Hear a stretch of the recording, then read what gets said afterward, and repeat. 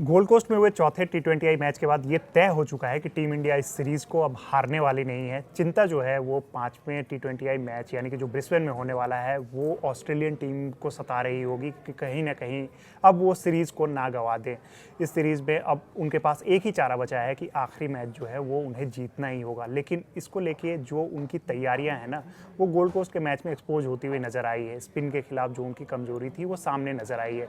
इस पर ज़्यादा बात करने के लिए हमारे साथ राजीव सर मौजूद है। राजीव सर, जिस तरीके से ऑस्ट्रेलियन टीम स्पिन के आगे एक्सपोज हुई और जिस तरीके से वो खेल रहे हैं, उनकी पूरी तैयारियां जो है ना, वो लग ही नहीं रहा है कि वो T20 क्रिकेट को सीरियस ले रहे हैं। उनका सारा फोकस जो है ना एशेज की तरफ शिफ्ट हो चुका है। चाहे वहाँ की मीडिया हो, चाहे उनके प्लेयर्स को देख लो आप, तो वो पूरा शिफ्ट हो चुका है। तो क्या आपको लगता है कि वो T20 क्रिकेट को सीरियस लेना ही छोड़ दिया उन्होंने? देखिए, ऐसा करना नहीं चाहिए क्योंकि 2 महीने के बाद आपको वर्ल्ड कप खेलना है। चलिए, एशियंस की अपनी एक इम्पोर्टेंस है, बट आपको वर्ल्ड कप भी जीतना है और वर्ल्ड कप जीतने के लिए आप सालों साल तैयारी करते हैं। तो प्रायोरिटी कहते हैं ना, डिवाइड आपको करनी पड़ेगी। और मे बी शायद ऑस्ट्रेलिया की परेशानी ये है कि उनके पास तीनों फॉर्मेट के लिए जो प्लेयर्स के ग्रुप है वो 7-8 प्लेयर वही हैं जो तीनों फॉर्मेट खेलते हैं।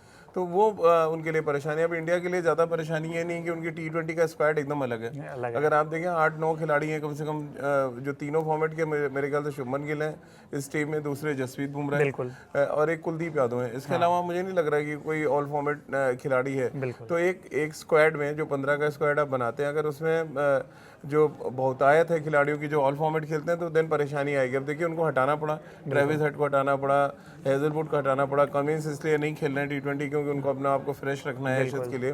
तो ये परेशानी ऑस्ट्रेलिया की रही है। और ऑस्ट्रेलिया का जो डोमेस्टिक स्ट्रक्चर है, मैं कई बार ऑस्ट्रेलिया गया हूँ, वो उनके साथ है परेशानी। वो गिने चुने खिलाड़ियों को सिलेक्ट करते हैं शेफील्ड शील्ड से, और वो शेफील्ड शील्ड के बाद बिग बैश, और बिग बैश के बाद से फिर वो इंटरनेशनल क्रिकेट में आते हैं। तो उनका एक प्रोसेस है, उस प्रोसेस को उन्होंने आज तक छेड़ा नहीं है। तो ये एक बड़ी परेशानी रही है ऑस्ट्रेलिया के लिए। जी बिल्कुल, वो प्रोसेस को तो नहीं छेड़ रहे हैं, लेकिन उस चक्कर में उनका हो क्या रहा है कि वो एक्सपोज हो जा रहे हैं। अब जैसे ये मुकाबला था गोल्ड कोस्ट वाला, बार बार मैं उस चीज़ को रिपीट करना चाहूँगा कि मिचेल मार्श का जो स्टेटमेंट था, उन्होंने कहा था कि ये एक पार्ट टोटल है जिसे चेज किया जाना चाहिए था। लेकिन जैसे ही स्पिन तिकड़ी आई इंडियन टीम की, वो पूरी एक्सपोज हो गए। उनके एक भी बैट्समैन जो थे, जो कल आपने एक्सप्लेन किया था कल के भी वीडियो में, कि उनका 2 ही शॉट है, या तो कन्वेंशनल स्वीप खेल सकते हैं या फिर रिवर्स स्वीप। अगर उसको आपने काट दिया तो वो फिर बहुत ज़्यादा जल्दबाजी में दिखने लगते हैं कि स्पिन के आगे ना बिल्कुल बेबस नजर आते रहते हैं। उनके पास कुछ और ऑप्शन दिखता नहीं है। तो इसके लिए एक ही चीज़ सर बचती है ना, कि या तो फिर आप तैयारी करो पूरी, क्योंकि सब कॉन्टिनेंट की पिचेस पे जो होंगी वहाँ पे बॉल टर्न करेंगी।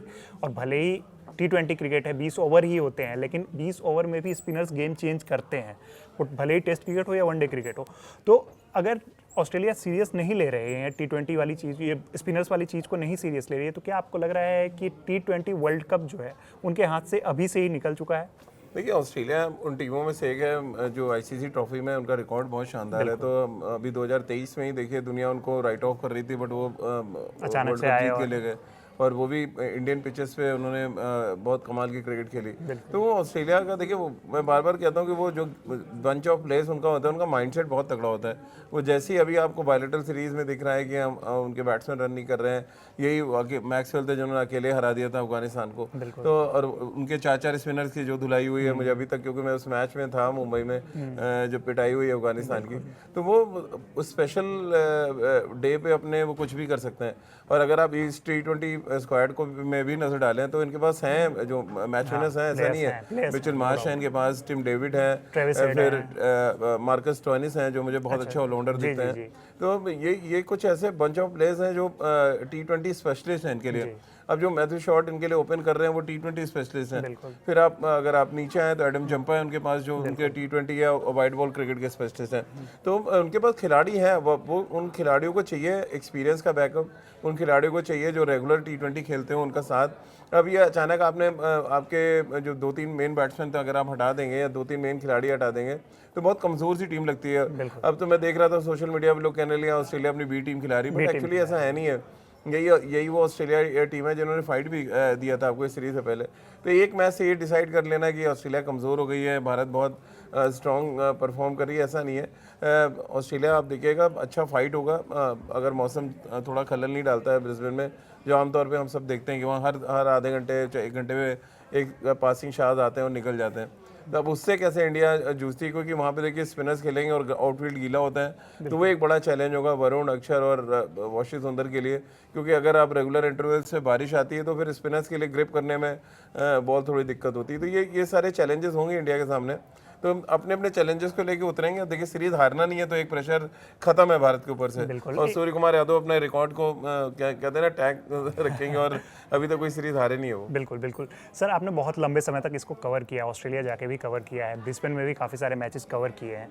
30% बारिश के चांसेस दिखा रहे हैं, और जो मैच का टाइम है, जो वहाँ के टाइम के अकॉर्डिंग 6 साढ़े 6 का जो टाइम है, तो उस टाइम पे भी बारिश की संभावना जताई जा रही है, 30% के अराउंड ही है। तो क्या आपको लगता है कि 30% जो है वो कहीं ना कहीं बहुत ज़्यादा तो वहाँ नहीं होता नहीं, वो 30% आप कभी भी ऑस्ट्रेलिया जाएंगे, मेलबर्न, ब्रिस्बेन, ये दो जगह ऐसी हैं जहाँ पे बारिश के प्रेडिक्शन हमेशा होते हैं, और जैसी बारिश होती है ना, वो अचानक आपका क्लाइमेट चेंज होता है, जो टेम्परेचर आपका 28 डिग्री 30 डिग्री और अचानक वो गिरता है 14-15 पे आ जाता है। अच्छा। तो वो बहुत ड्रास्टिक चेंज होता है। ब्रिस्बेन में खासतौर से है कि हर 1 घंटे 1.5 घंटे पे, क्योंकि एक कोस्टल एरिया है और बारिश वहाँ पे आती रहती है, मतलब आप ये सोच के नहीं जा सकते कि आज दिन एकदम बढ़िया है तो वहाँ छाता लेके जाना कंपलसरी है। अब क्योंकि क्रिकेट खेल तो आप छाता लेके खेल नहीं सकते, तो फिर आपको मेंटली प्रिपेयर रहना पड़ता है कि इसमें ब्रेक्स आएंगे, और जब ब्रेक्स आएंगी तो फिर आप कैसे अपने आप को तैयार रखते हैं, ओवरकम भी हो सकते हैं। अब देखिए प्रेशर ऑस्ट्रेलिया के ऊपर है, सीरीज़ उनको बचानी है। हमने तो अगर हम मैच हारते भी तो सीरीज़ ड्रॉ रहेगी, तो सीरीज़ हम हारेंगे नहीं कम से कम। और ये एक अच्छा कॉन्फिडेंस लेके भारत आएगी ऑस्ट्रेलिया से, क्योंकि हम ओडीआई सीरीज़ हार गए थे, अब कम से कम T20 हम बराबर करके या जीत के जाते हैं तो बहुत बेटर रहेगा। बिल्कुल, लेकिन एक आखिरी चीज़ जो आपसे समझना चाहूँगा कि गोल्ड कोस्ट वाले मुकाबले में जिस तरीके से हम लोगों ने आसानी से जीता, अब पिच जो है वो चेंज हो रही है। ब्रिस्बेन में गावा कहा जाता है कि वहाँ पे पिच में बाउंस भी है और स्पीड भी है वहाँ पे। तो क्या पिछले मैच में हमारे स्पिनर्स ने तो कमाल कर दिया, लेकिन अब नेक्स्ट मैच में हमारी क्या प्लानिंग हो सकती है, क्योंकि हम इस चीज़ को अफोर्ड नहीं कर सकते कि हाँ अब जो है हम 2-1 से आगे हैं तो हम इस मैच को हार जाए, या फिर मतलब इस मैच को लाइटली ले, क्योंकि ऑस्ट्रेलियन टीम जैसे आपने कहा कि वो कभी भी कमबैक करना जानती है, उनके पास ऐसे प्लेयर्स भी टीम में मौजूद हैं। तो आपको क्या लगता है कि टीम इंडिया की कल की क्या प्लानिंग हो सकती है? क्या स्पिनर्स पे के भरोसे ही जाएंगे, या फिर पेसर्स को कल थोड़ा एक्स्ट्रा मैं तो देखना चाहूँगा पहले कि हमारी जो बैटिंग ऑर्डर है क्या कुछ खिलाती है टीम मैनेजमेंट, क्योंकि मैं चाहता हूँ कि रिंकू सिंह जो बाहर बैठे हुए हैं उनको खिलाया जाए, बिल्कुल संजू सैमसन से को खिला के उनसे ओपन कराया जाए एक बार, क्योंकि शुभमन गिल को ड्रॉप करना, और शुभमन गिल को आप रेस्ट दे सकते हैं क्योंकि वाइस कैप्टन है टीम के, और आप क्योंकि अब इसके बाद भी आपको कम से कम 7-8 मैच मिलेंगे अभी T20 फॉर्मेट में, तो वो आगे भी देखा जा सकता है। संजू को आपने नंबर 3 खिला लिया, नंबर 5 खिला लिया, नंबर 6 खिलाया, लेकिन उस नंबर पे अभी तक बैटिंग नहीं कराई जहाँ पे उन्होंने 3 सेंचुरीज लगाई हैं 1 साल में। तो ये एक अच्छा ऑप्शन हो सकता है कि आप देखें जरा एक बाउंसी ट्रैक पे कि संजू कैसे बैटिंग करते हैं। और इसके अलावा रिंकू सिंह को मैं तिलक वर्मा की जगह अगर मैं मैनेजमेंट का हिस्सा हूँ तो खिलाऊंगा, क्योंकि तिलक वर्मा बहुत ऑफ कलर से लग रहे हैं इस पूरे टूर्नामेंट में। जो एक अच्छी चॉइस हो सकती है कि रिंकू सिंह को खिला के हम एज अ फिनिशर उनको देखें कि वो किस तरह से खेलते हैं, क्योंकि आप शिवम दुबे को भी बैटिंग ऊपर करा रहे हैं, सूर्य कुमार आपके पास है ही ऑलरेडी, तो थोड़ा सा फ्लैक्सिबिलिटी हो जाएगी जब रिंकू आएंगे, और फील्डर बहुत कमाल के हैं। तो ये सारी चीज़ें हैं। बॉलिंग में तो आप चेंज कर नहीं सकते, अर्शदीप जसप्रीत खेलेंगे आपके तीनों स्पिनर क्योंकि अच्छा कर रहे हैं, और आप स्पिनर इसलिए खिलाएंगे क्योंकि वर्ल्ड कप के स्कीम ऑफ थिंग में आपके तीनों स्पिनर खेलने वाले हैं। मे भी कुलदीप आ जाए तो आप 2 फिंगर स्पिनर या वरुण, कुलदीप, और फिर आप वॉशी और अक्षर में से किसी एक को खिलाएं। तो ये आइडियली यही होने वाला है। और देखो ऑस्ट्रेलिया की बात करें, ऑस्ट्रेलिया का टॉप ऑर्डर यानी टॉप 4 में अगर आप टीम डेविड, मिचेल मार्श को आउट कर लेते हैं और मार्कस स्टोइनिस को, तो उनकी बैटिंग बड़ी खोखली से नजर आई है। तो मे भी टारगेट इंडिया यही करेगा कि टॉप 4 में से आप एटलीस्ट 2 जल्दी आउट करें, ताकि ऑस्ट्रेलिया पे प्रेशर आप बना कर। जी बिल्कुल। तो शुभमन गिल अगर कल के मैच में नहीं खेलते हैं तो क्या उनको वो ड्रॉप माना जाएगा या फिर नहीं रेस्ट माना जाएगा? देखिए उन्होंने 46 बनाए थे, बट वो अच्छे फॉर्म में लग नहीं रहे। देखिए कोई ऐसा नहीं है कि शुभमन गिल के लिए अगेंस्ट हम लोग कोई पर्सनल एजेंडा है या कुछ है। अगर वो T20 में गुजरात वाले स्ट्राइक रेट से खेलते हैं, 170-75 का स्ट्राइक रेट है, तो कोई कुछ नहीं कहेगा भाई, वो तो टीम के बेनिफिट में होगा।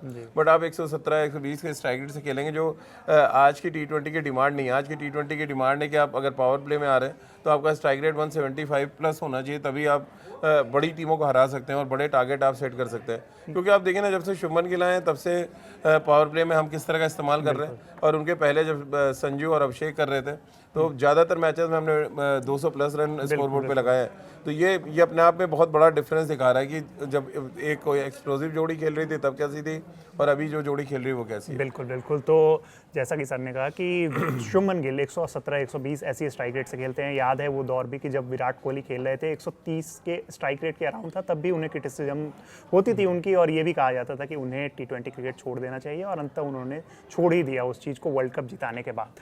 आपका क्या मानना है शुभमन गिल को लेके, और ओवरऑल टीम इंडिया किस तरीके से परफॉर्म करने वाली है, वो हमें कमेंट बॉक्स में ज़रूर बताइएगा। मेरे साथ हैं राजीव सर, मेरा नाम है रविराज। देखते रहिए कड़क। धन्यवाद।